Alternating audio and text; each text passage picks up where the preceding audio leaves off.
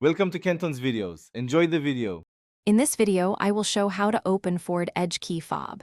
Start by finding the small seam and the release tab near the key ring, then gently pry with a flat tool. Remove the old battery by lifting it straight out without touching the circuit. Inspect the contacts and replace with a fresh battery if needed, then press the halves back together until they snap to restore full function.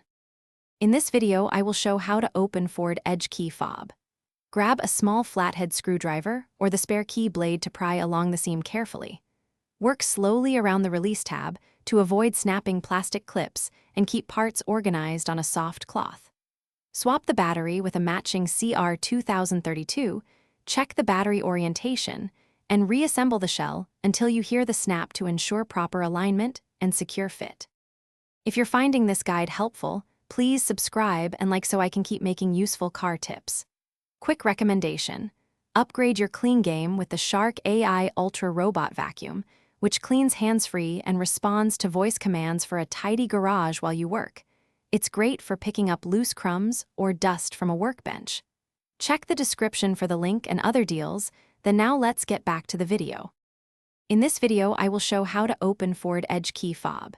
If the shell resists, double-check for recess screws or a secondary latch to avoid breaking clips.